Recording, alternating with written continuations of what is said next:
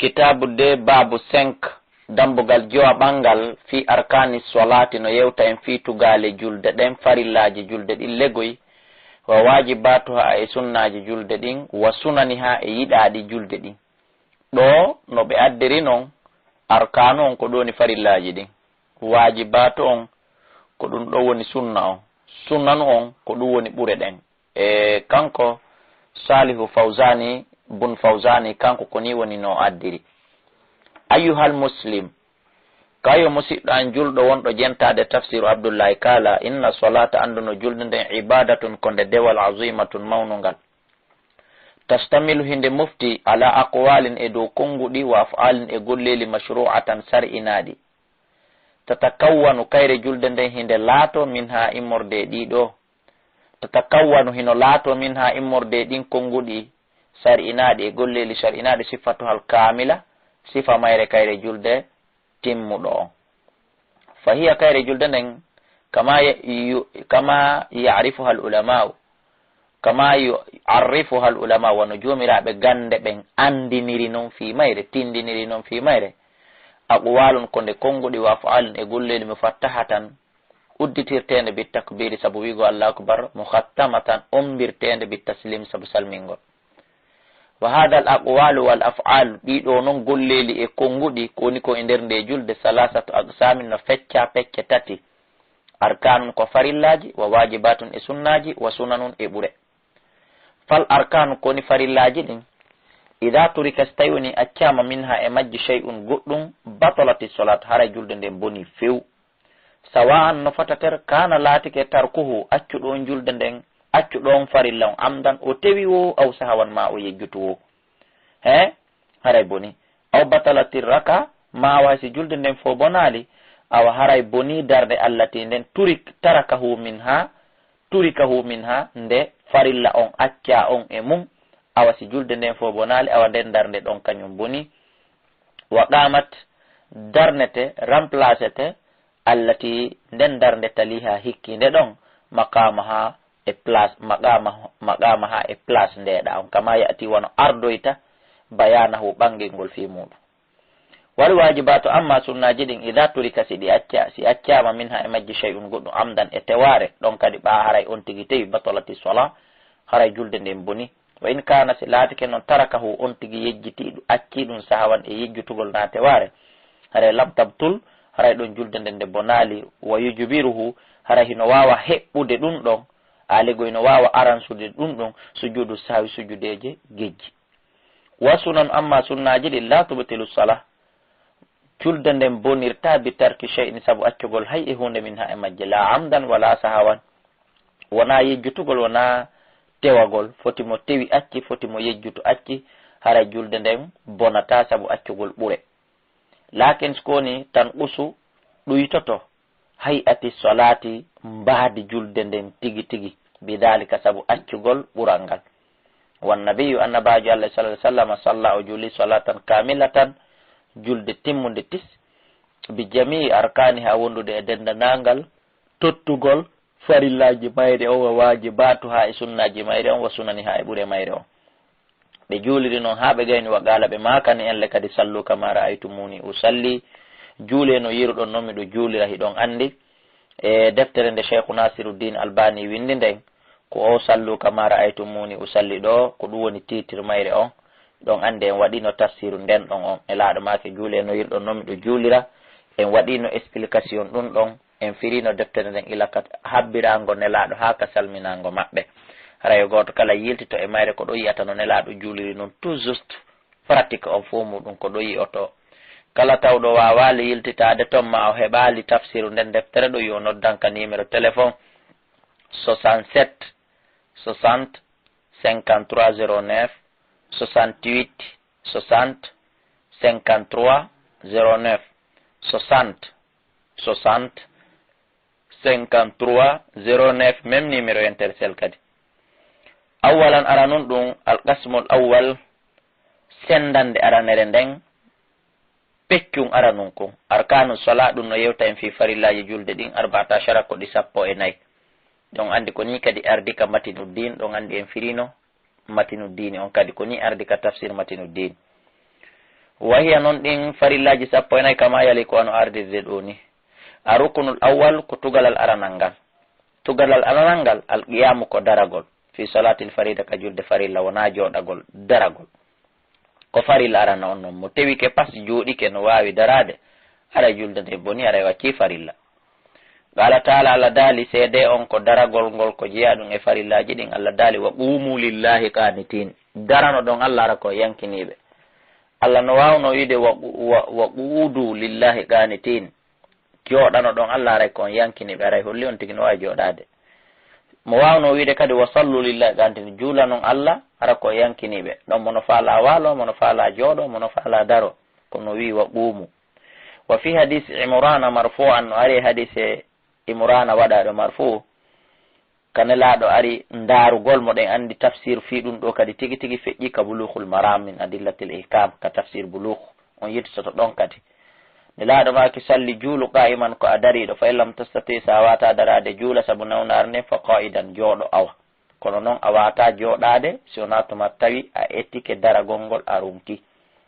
fa illam tastati sa wawata kadi joɗade fa ala janbin awa juulu ka hoore beccema bi mana waloro beccal ma ñamal ngal juula. ay so yata ɗum ɗon kadi sowona tuma runkuɗa joɗagol ngol. fa dallatil aya wal hadis aya on e hadis o hino tindini ala wujubil qiyama e dow waɗɗagol daragol ngol fi salatil mafruda ka julde farilla ma al qudrati alayhi wondude noon e wawugol daragol no wawata haray ngal tugalal ɗum fukkurimo kanko.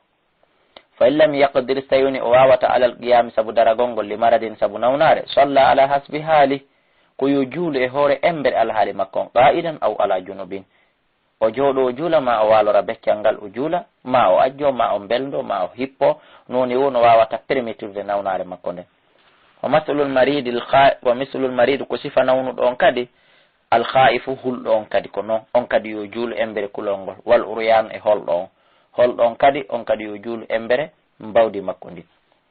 embere awaligoye coñci ko o mari kon e awaligoye yo suddu awran haaka coñci ɗin wawata yonude ɗon. waman salla kala juulu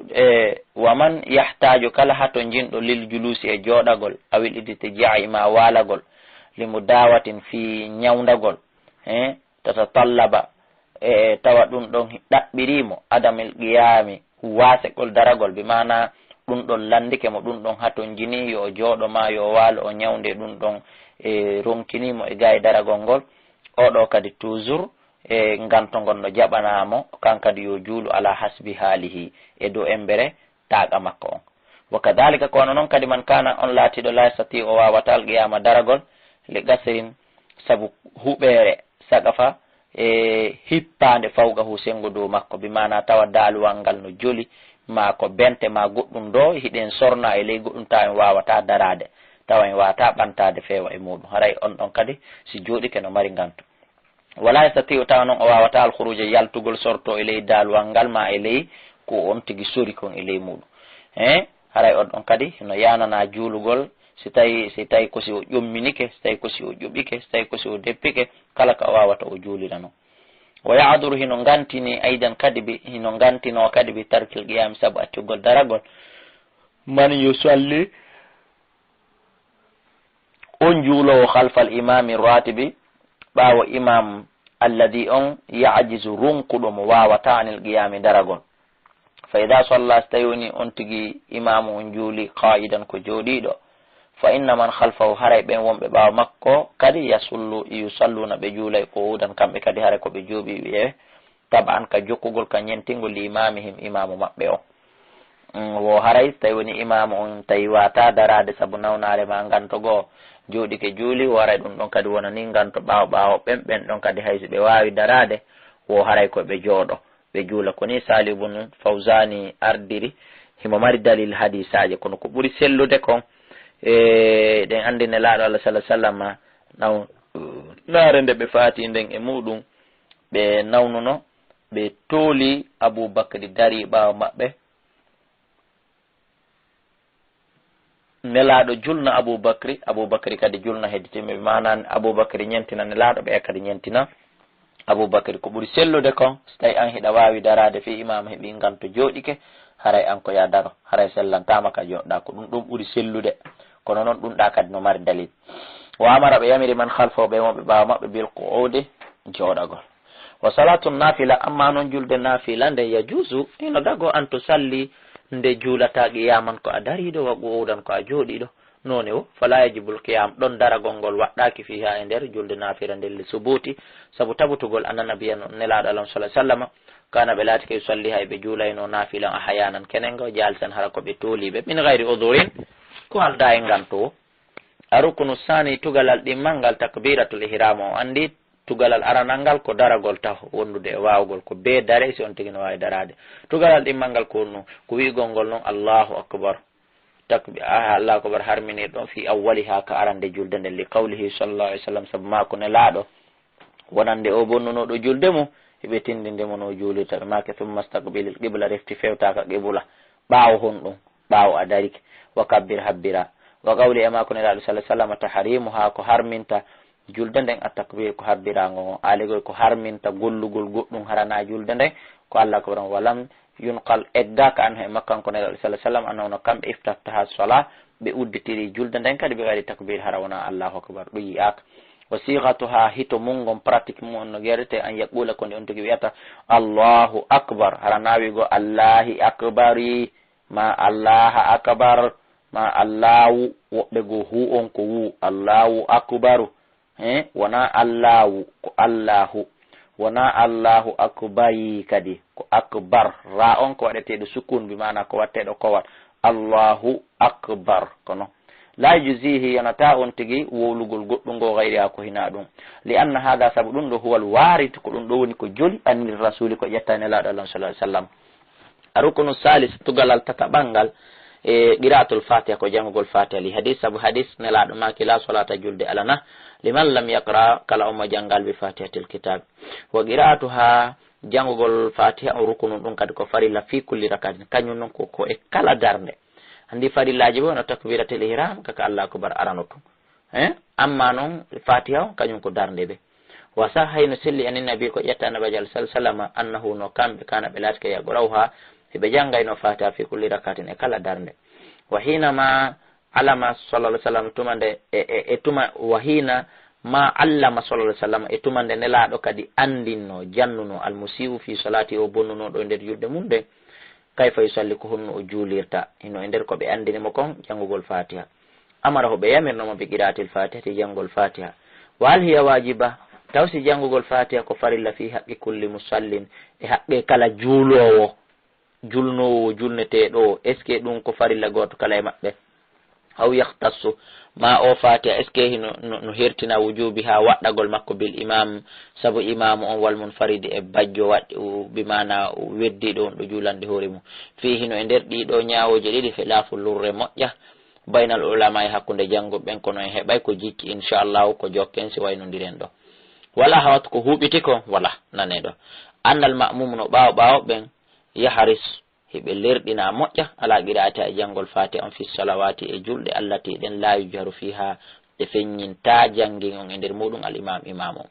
ɓe mana darde sakkitorde nden ka futuro darɗe sakkitore ɗen ɗiɗi ka geeƴe fana e alansara ɗum ɗo ɓawo ɓawo ɓen no lerɗina janngugol fatiha on wa fi sakatati himo lerɗina kadi deƴƴu wa fi sakatati l imam e nder deƴƴande imam on fi salatil jahariya ka julɗe feññinteɗe wo ɓawo ɓawo ɓen no lerɗina janngol fatiha on e dendanangal julɗe e dendanangal darɗe suuɗeteɗe ɗen wano ɗe kontuɗen ɗa wo himo lerɗina kadi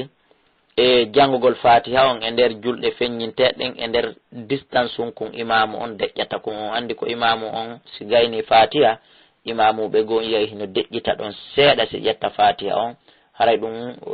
ko hunde hanude innata ko sunna de tawa wona sunna e wiyata kadi ko farilla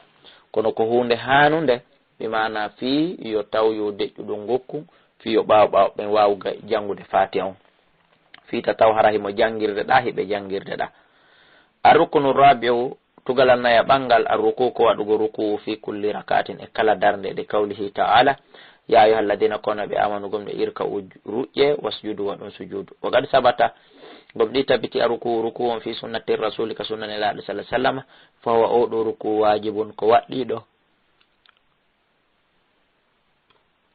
bil kitabi wa sunna ka deftere Allah e ka sunna ne la don wal ijma'i hino fattana wa huwa oɗo ruku fi lughati ka hala al inhina'u ko nayagol wa ruku al majzu'u yonowo on min al qa'imi immorde e dari ɗon huwa koni ruku an yanhana konde o nayoto hatta tabluha kafahu ha ko ɗum woni hoƴƴudu makko ndun hatta tabluha ha hewta kafahu ko ɗum woni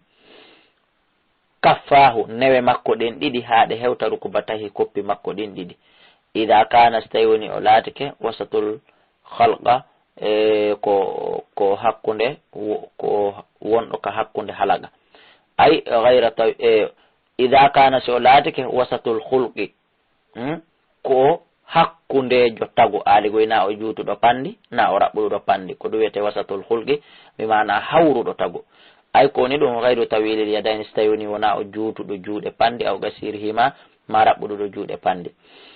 wa qadru dhalika embere ɗum min gayri wasatil hulqa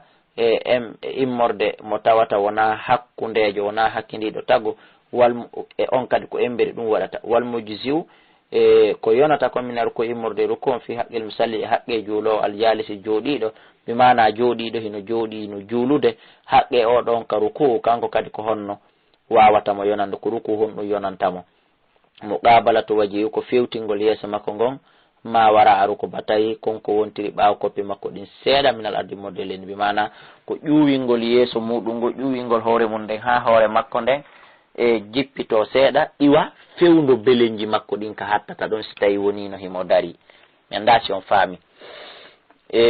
a rukunul hamiso togalal ƴuwa ɓangal wasadisu e jeega ɓangal ɗum ɗum ko gotum arrafu ko ɓantagol mina ruku iwa ka ruku wal itidal e fotodirgol ngol si ɓantike ko farilla waɗugo ɓantagol ngol kadi iwa ka ruku ko faridda waaƙi man hara ko o dariɗo waaƙi an hara ko o dari waaƙi fan afwan waaƙi fan hara ko o dariɗo ka haali hi wono alhaali makko on qablahu ko adi ɗum li anna sabunallahi sallam dawama ɓe duumike ala fiili e huwugol ɗum o gala ɓe makile sallu kama ra'aytumuni usalli juule no yiruɗon noon miɗo juulira arukunu sabi'u tugalal jeɗɗa ɓangal asujudu ko sujjugol wahuwa ɗum wadul jabha ko wallingol tinde ɗen alal ardi ka leydi wa yakunu on tigi laato on tigi wona alal aada e sabo e dow ɗe ɗo tire jeeɗiɗi ɗum ko newe ɗen ɗiɗi koppi ɗin ɗiɗi hoore kolli koyɗe ɗin ɗiɗi e tinde nden e kinangal ɗum ɗon woni go'o fi kulli rakatin e kala darnde marratayni laabi ɗiɗi li qawlihi ta'ala wasjudu sujje walil ahadith e wonande hadiseji alwaridati juluɗe min amri nabi sallallahu alaihi wasallam immorde yamirgol nelaɗo Allah on bihi ɗum wa fi'lihi e gollugol maɓɓe lahu ɗum wa qawlu e makogol maɓɓe sallu kama ra'aytumuni usalli fala da'u saba ko woni tere ɗen jeɗɗi hiya kon ɗum aljabha wal anf ko tinde nden e kinangal ɗum ɗon hawtidirte wi e go'o wala yadayni e newe ɗen ɗiɗi woni tati waruko batayni e koppi ɗin ɗiɗi woni jowi wa turafil qadamayni e sera teppe ɗen ɗiɗi woni jeeɗiɗi fala budda feere o ala an yubashira nde o soccata nde o meminta kulla wahidin gotel kala min hadil ada e ɗeɗo tere jeɗɗi kontuɗen mawdi assujudi nokku ka sujjeteɗon wa hasbul imkan e embere no neworani mo non wa sujudu sujjugol ngol azamu ɗum ɗon ɓuri wondude e teddungal ɗum ɓuri mawnude arkana sola e tuguyalli julde ɗen fof waqraba ma yakunul abdu sabuna jiya ɗum ko ɓurata laatade ɓattagol min rabbi immorde joom makko wawa sajuno ko so tawi woni mo sujji lerde sujjuɗa hara on lerɗon hiɗa ɓattodiri Allah ɓuuri alhaali maɗin fof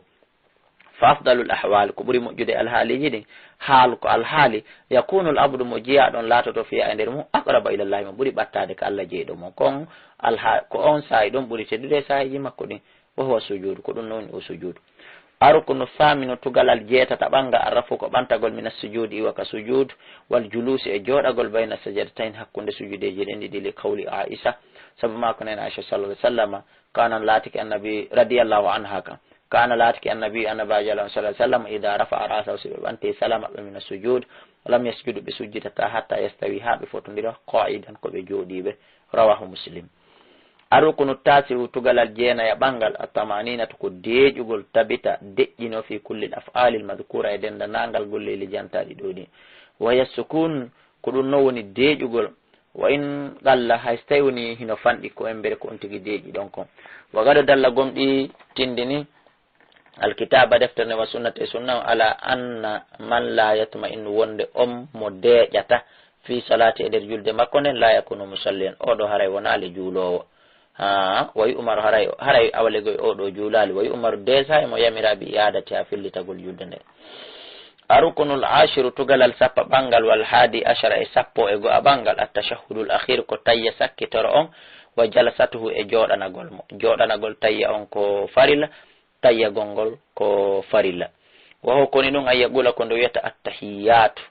attahiyatu lillahi ila haka hatti ɗon o watta ɗon kadi allahumma salli ala muhammadin ɗum ɗon kadi haka hatti ɗon ko ɗum woni tayya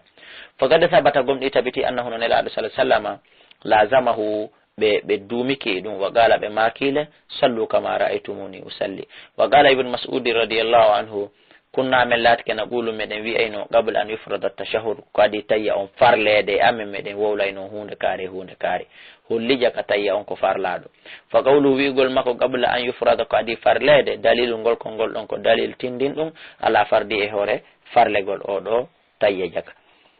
arukunu thani ashara tugalal sappo e ɗiɗa ɓangal as-salatu ala nabi ko juulugol e anabajo sallallahu alaihi wasallam fi tashahhud al akhir ka tayya sakkitoro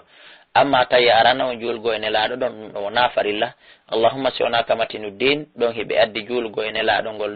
tayya arana o ɗimmo wonde fof ko farilla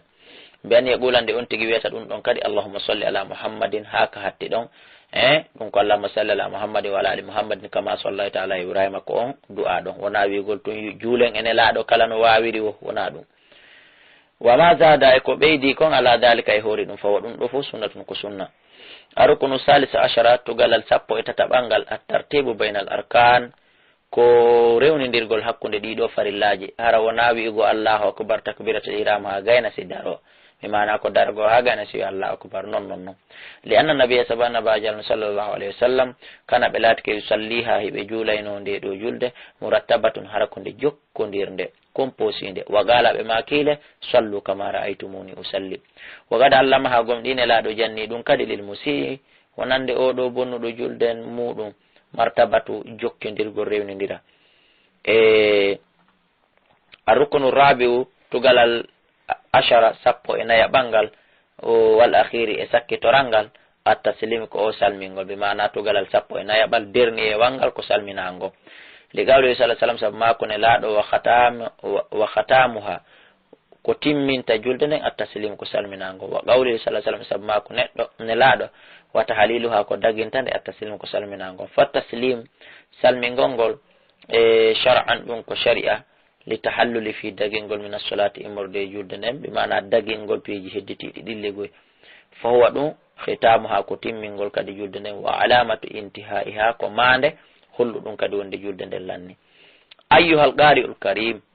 kayi wonɗo jangude oɗo tafsir abdoullahi kala wonɗo jentade tafsir abdoullahi kala deftere mulakhasul fiqh nde salih ibn fawzani windi ko awona yeetede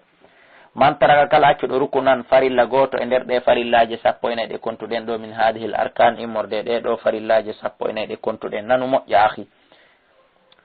foti ko debbo foti ko gorko foti ko patron foti na patron foti ko gando foti ko majjuɗo kala accuɗo gotel e ɗiɗo sappo e nayyi fa in kana silatiki at-tahrima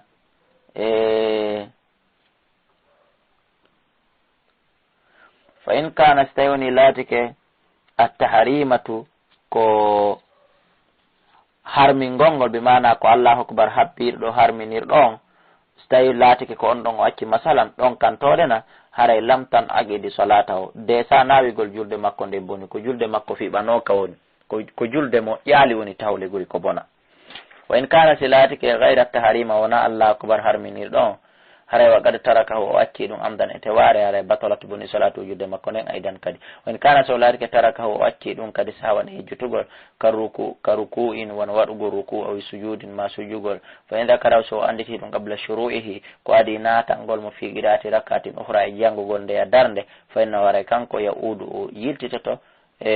yaudu o rutoto la ya'ti bihi o addoyta ɗum wa bima ba'dahu fa innahu no kanko yaudu o ruttito la ya'ti walla ya'ti bi wallahi o adday ɗum wa bima ba'da e kala ko iwtiri kon ɓaawo ɗum ɗon min rakati immorde darde Allah ti nden taraka hunde o acciru ko won fiha e nder muɗum ma sujud on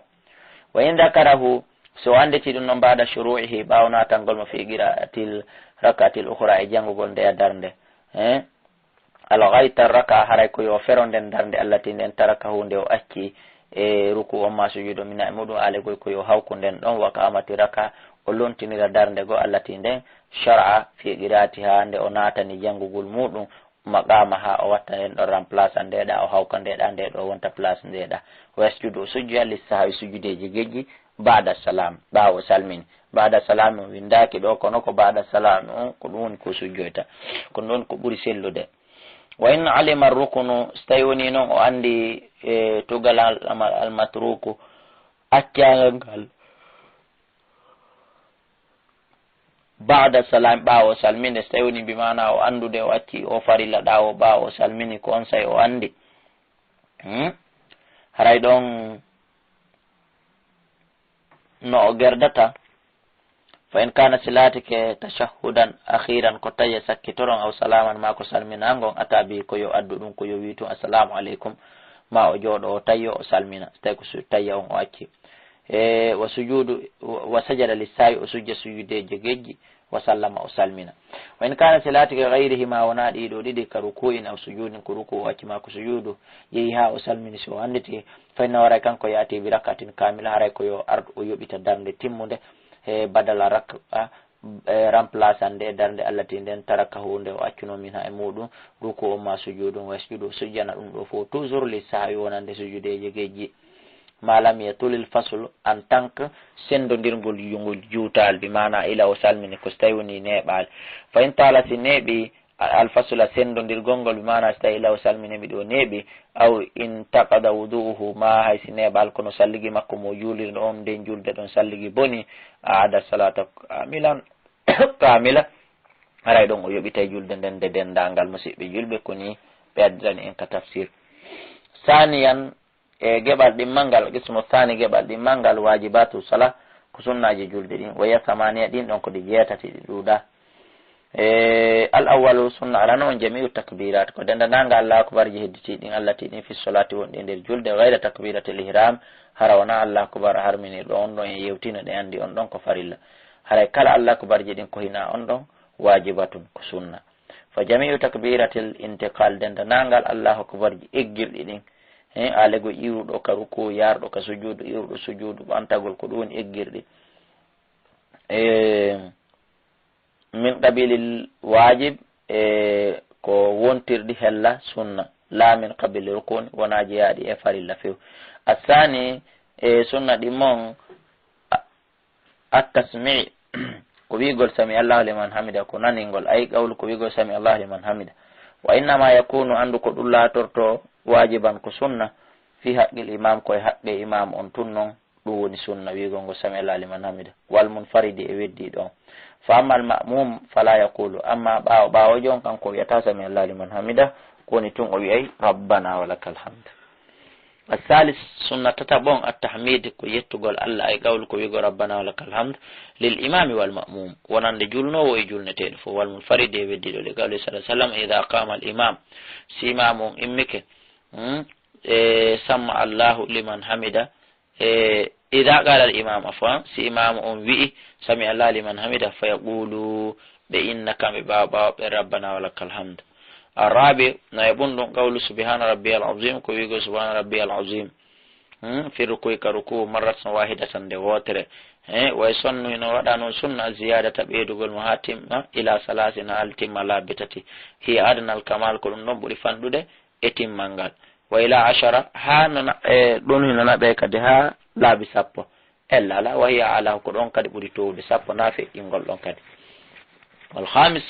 sunna jawabon qawlu ko wigo subhana rabbiyal ala fi sujudi ka sujudu marratan wahidatan de wotere hono yewtirɗen noon ɗa e wata sunnu ziyada hino sunnina e ko ɗum woni e makko ɓeydugol ila 3 ha faade subhana rabbiyal ala hino sunninanamo ɓeydugol ha ɓuuri laabitati legoy asadisu sunna jeega bon qawlu ko wigo rabbi ghfirli bayna sajadatin ha ka sujudeje ɗen hakkunde sujudeje ɗen ɗiɗi wahidatan nde wotere wa tusannu hino sunnina noon kadi a ziyadata ɓeydugol ngol ila salasin naɓa ha laabi tati. asabi ujeeɗiɗa ɓunɗum attashahudul awal ko tawi arano wawa kon ayagula ko nde on tigui wiyata attahiyatu lillahi wasalawatu attayibatu assalamu alayka ayyuha nabiyu wa rahmatullahi wa barakatuh assalamu alayna ala ibadillahi salihin ashhadu an la ilaha illallah wa ashhadu anna muhammadan abduhu wa rasuluh. haray ko ɗum ɗo jangete ka tayya ko du'a tayya on ni e musidɓe julɓe façon ji boyi tayyaji kadi ne woodi harawna oɗo kono ko ɗo ɓuuri suɓede. athamin sunna jeetata bon al yulusu litashahhud ko joɗanagol tayya o al awwal aran o tayyagol ngol waɗa sunna kono noon joɗagol e nder tayya on ɗum ɗon jonde nden ko sunna li fiili sallah ai sallam saabu mako nelaɗo e saabu gollugol ɗum nelaɗo e dhalika ɗum amo dawamati e saabu dumagol maɓɓe alay hewre ɗum ma gawlihi wondude e yewtugol maɓɓe salah sallam sallu kama ra'aytumuni usalli. saniyan ɗin muɗum alqasmu thalis feccere tammere nden e sunanu sala ɗum ɗon ko fi sunnaji julde ɗin joni alegoyi e yiɗade julde ɗin. wa alqasmu thalis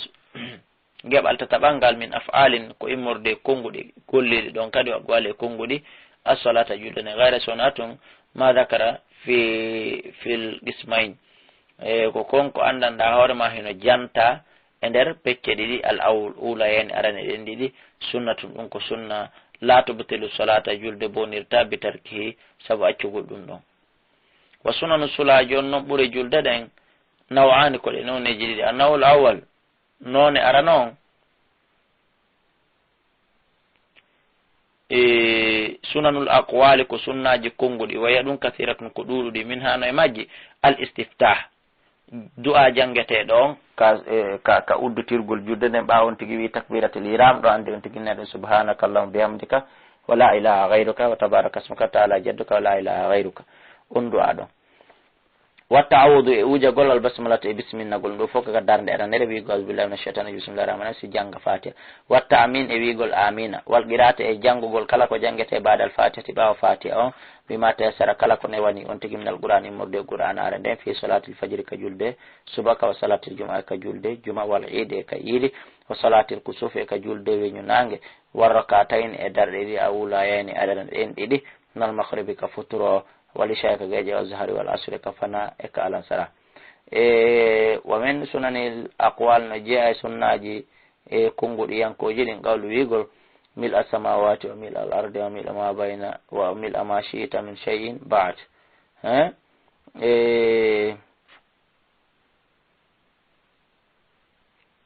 ba'da qawlihi bawigol makko rabbana lakal hamd ma zada ala al-marrata al-wahida wa ma zada e kala ko on tigi ɓeydi ala marratil wahid e nder jolande wotere nde fi tasbiru ko e nder subbuhi nangoji ruku on wa sujudin e sujjugol ngol. wa ziyadatu e ɓeydugol ala marrati e dow lawol gotolngol figal e wigo rabbi o firli on tigi waɗa on laabi ɗiɗi ma tati legoy bayna sajidata nekkude sujjudeji ne wagala allahumma ya allah inni min a'udhu bika molorima min adabi jahannama e morde lette jahannama wa min adabi al-qabri lette yite wa min fitnatil mahya wal mamati wa min fitnatil masihi dajjal wa ma zada e kala ko ɓeydi ala dal kay hoore ɗum naddu ay morde du'aji moƴƴuɗi fi tashahhudil akhiri ka taya sakkitoɗon acce hakke e ngongre nde wayi wasi aray fen ɗo hiɗen hella 2 heures de matin jemma on leeri ngongre nden ko ɗum yo toon hinde fokkita poɗugol aray miɗo yaafino e mum wanna o faani none ɗimmo on e ɓure julde ɗen. sunanul af'al ɗon ko sunnaji ko ɓure golle karafil yadayni wona ɓantugol juɗɗin ɗiɗi inda takbiratil ihram ka allahu akbar harminiɗo ɗum wona sunna wona farilla ko ɓure. wa indal hawi e sanga suuyugol ngol ila ruku yaha ka ruku wa indal rafu min e ka sanga ɓantagol iwa ka ruku ɗum ɗon fof muɗum ko ɓure. wa wadul yadil yumna e waɗugol jungo ñamugo alal yusra ka hoore jungo nano wa wadu ma dewta ɗe kanje ɗiɗi ala sadiri ka hoore ɓernde mum ko ɓure. ko ɗum waɗi tagoto inno fi ɓay goɗɗo no foccude julɗe kanko tamowo juuɗe o wonata o juulata ɓawa foccuwo juuɗe no fellita tamugol juuɗe ngol ko ɗum nelaɗo waɗi kono nelaɗo juuliri kono si goɗɗo tamal juuɗe makko ɗen atawi ko kankon imam ta haɗu juula ɓaawa makko julde ma nde hino selli musidɗo ta en yeddodiri accen itten ɗe yeddodire ka nder diina awtata surratima waɗugol ɗe ka ley wuddu makko eɗon andi no woodi hadise goyiɗo ɗum kono deftere Nasiruddin Albani nden ka sifatu salatu nabi ɗen andi ɓeyni on hadise on ɗon ko luuɗo fi haalil qiyam e nder alhaali immagol ngol wan nazar e ndarugo ila mawdi sujudi nokku ka sujjata ɗon cikka gite mum ɗen ka sujjata ɗon wa waddol yadayn e waɗugol juɗɗe ala rukubatayni ka koppi muɗum fi rukuyi ka ruku hara wona jogagol buse ɗen dow ma dense ɗen ley wa mujafati batnihi ko ɗum woni e pottintindirgol reedu muɗum ɗum an fakda e ga e buse makko ɗen waɗa distance mum seeɗa hara wona turagol ƴetta reedu mum ɗum wallina ka hawre buse mum wa fakdayhi pottina kadi buse ɗen an sagayhi ga e belenji ɗin fi sujudi ka sujudu ara kadi ka sujjugol kadi wona yo sujju tamo ƴetti buse makko ɗen wallini hoore koyɗe makko ley leybi mana hara no wawi wasimo deppi ka hoore koyɗe makko na yo waɗ ɗum kadi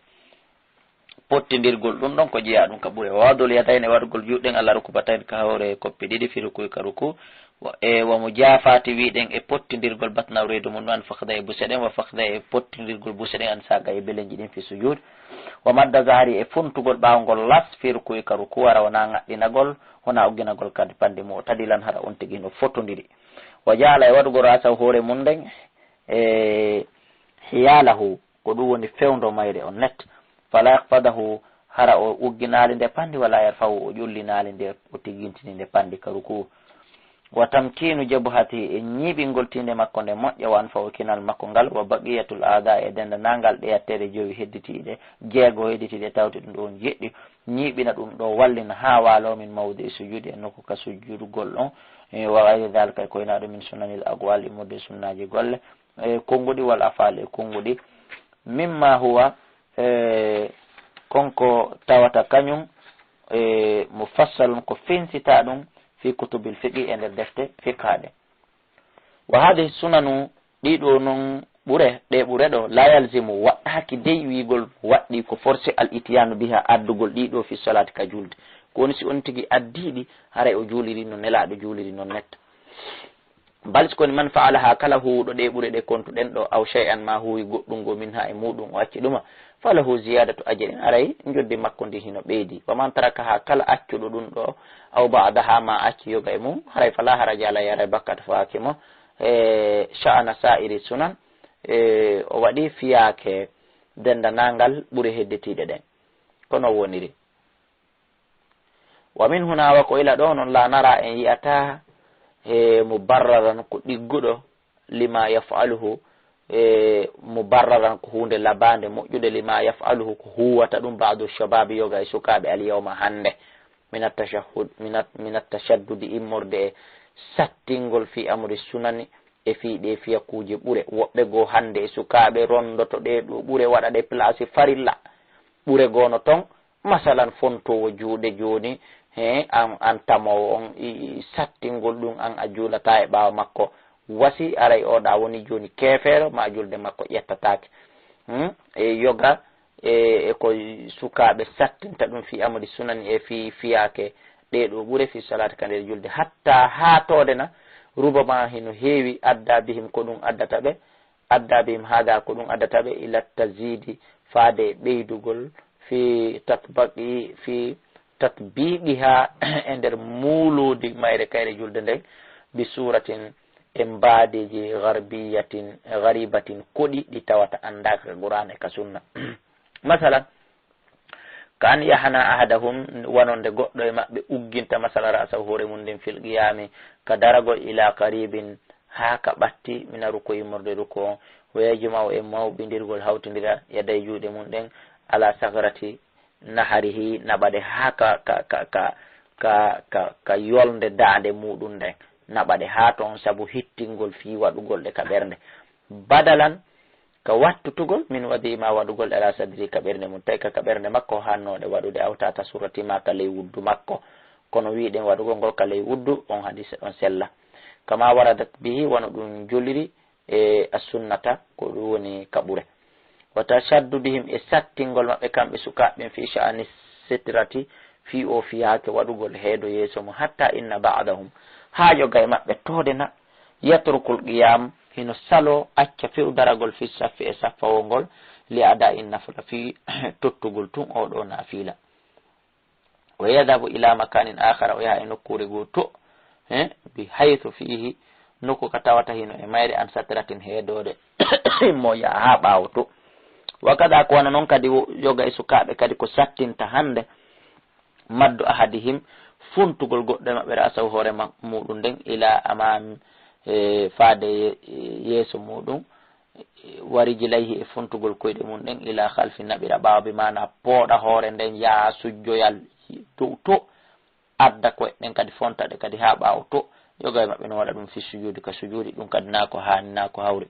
hatta yusbihu kal qawsi ha o wonta hande kadi wako wiyete kon qaws be mana legoy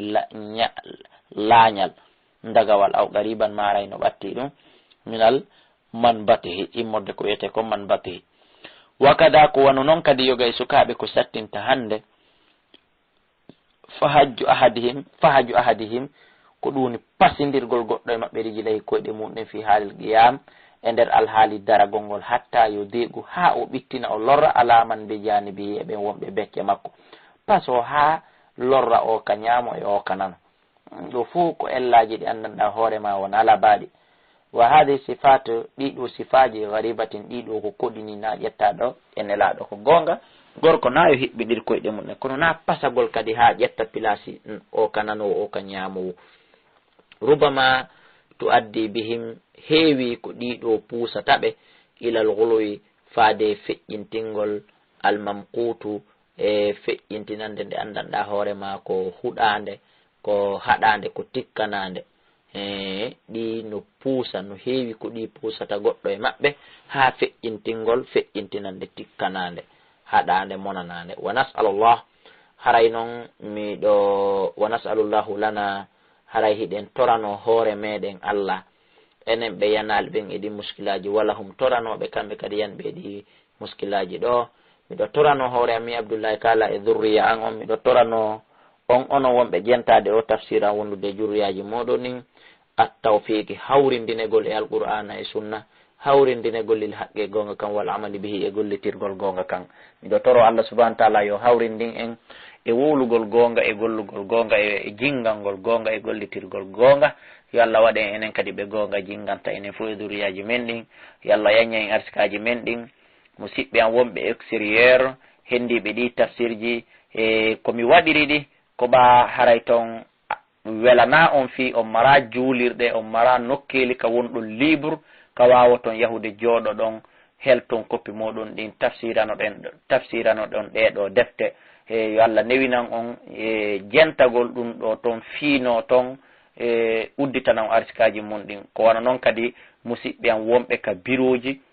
musidɓe an wonɓe ka fulawa wonɓe ka ngesele woni ka wuroji hino aynude e hino soppude hino remude ko fi kamɓe kadi yoɓe wawa wondude ɗum ɗo ka ngesa maɓɓe ka nder biro maɓɓe e musidɓe an wonɓe jindude ka batonde pes e wonɓe wirude ka avion ji ɗum daiman hino e voyage ji no faala jangude kono mara tan mara ka jooɗo karamokojo janga ɗum haray miɗo toro Allah subhanahu wa ta'ala e Allah nafiran ɗi tafsirji nafiran onon kadi ɗi tafsirji kala ko famini wa billahi tawfiq haray ko Allah subhanahu wa ta'ala woni ko hawrindini en kala ko faminaki ande wona gandal ko yurmingol e musidɓe an julɓe ɓen e yiɗugo yo dina kan layu ka yaaja ka ɓanto hara ko